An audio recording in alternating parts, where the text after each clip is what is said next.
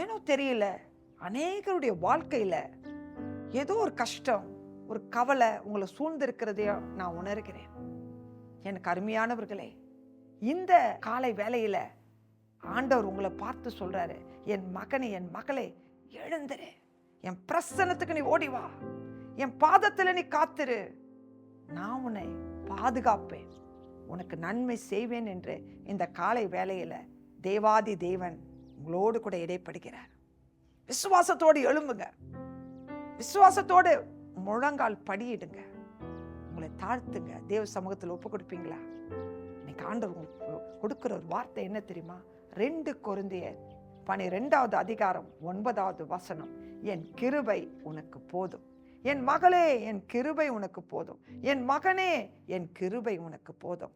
இந்த நாள் முழுவதும் தேவன் உங்களோடு இருந்து உங்களை வழி நடத்துவாராக.